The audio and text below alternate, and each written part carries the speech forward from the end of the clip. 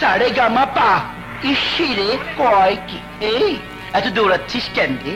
এত জোরে দৌড়ালে আমি তোকে ধরবো কি করে? এই হিজড়ার বাচ্চা, আমার বোন তো যাত্রা দলে যাবে না। ইসিরে কয় কি? যাবে না কেন? কিসের ভয়? আমার কাছে থাকলে তোর বোন আরো নিরাপদে থাকবে। হায় রে হায় হায় রে হায় হায় রে।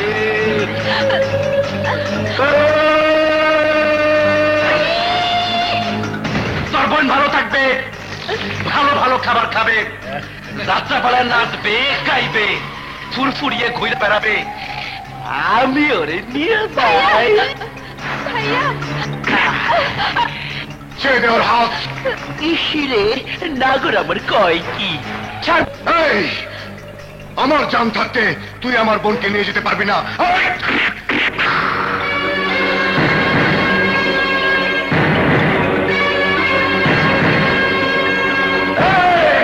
আল্লাহ আমার একটা শক্তি তাই নাই দেখা অন্য শক্তি কম দিছে, বরং অনেক বেশি দিছে।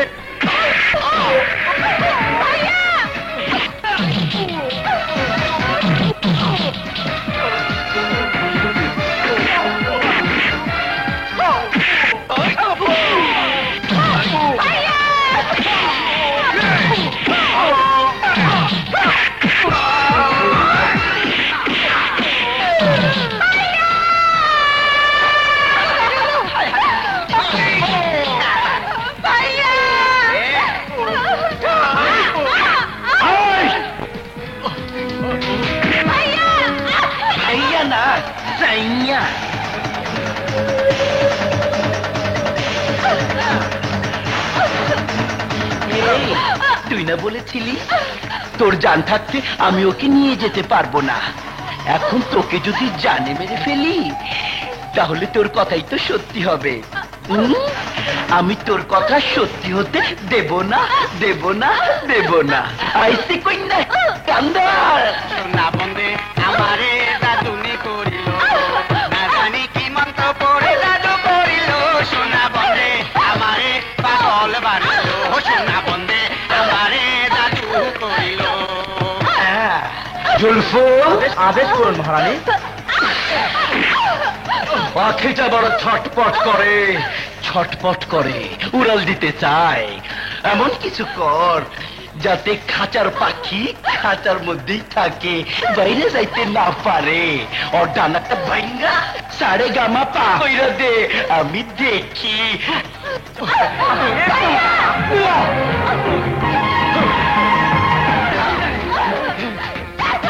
ছেড়ে দেব।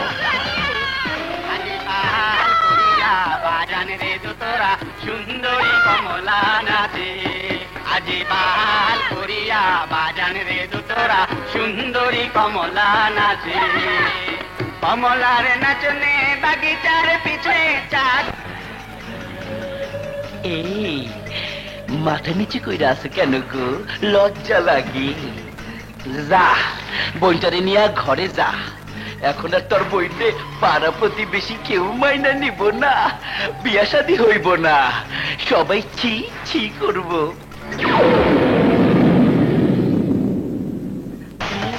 তোর বইনের ঠাই হইব আমার যাত্রা পালায়। কাল সকালে নিজের হাতে বইটারে আমার কাছে দিয়ে আইবি। সারে গামা আয়।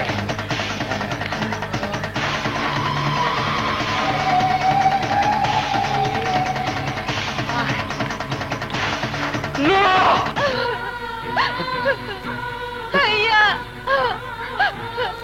নীলা, না বোন ভাইয়া, আমার ভাইয়া নীলা, ভাইয়া, ভাইয়া রে, নীলা।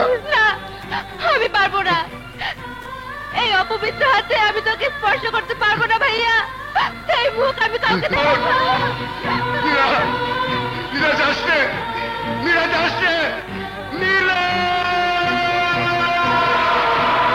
বাহাল করিয়া বাজান রে দোতরা সুন্দরী কমলা নাচে, আজি বাহাল করিয়া বাজান রে দোতরা সুন্দরী কমলা নাচে।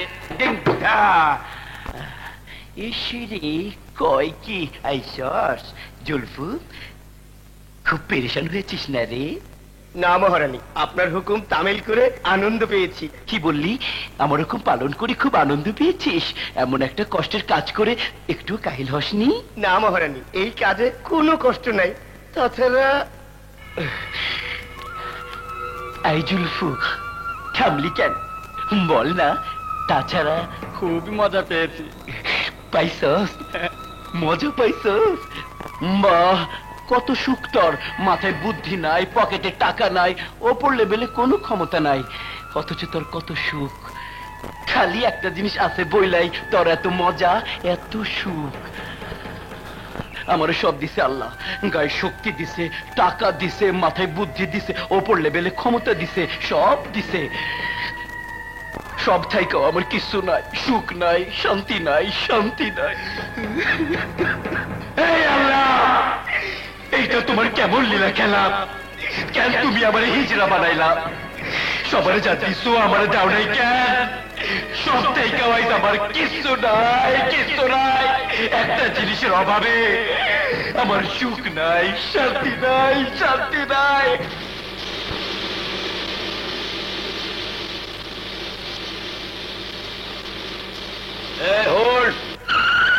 খারা খারা খোলা দেই।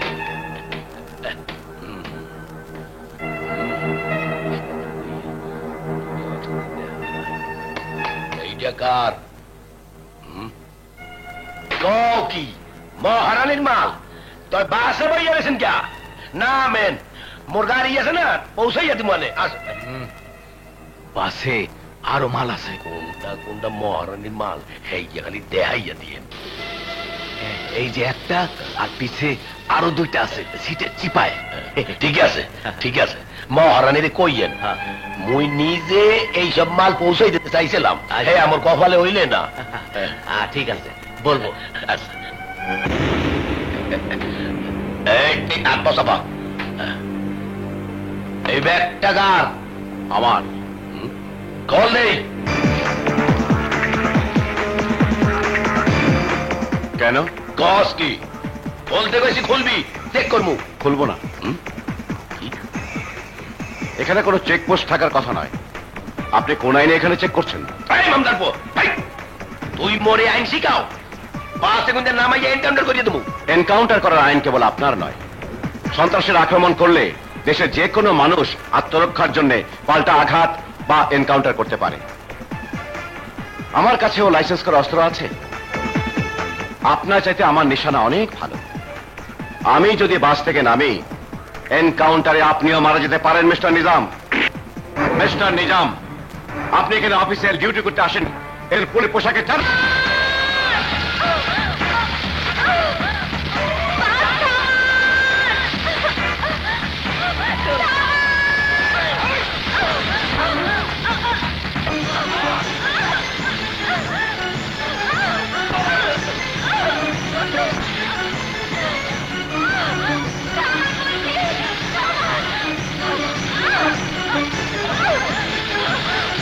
বাস থামান ড্রাইভার সাহেব, বাস থামান।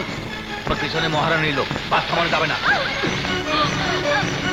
আরে মহারানী হোক আর জেরানি হোক, বাস থামান, থামান বলছি।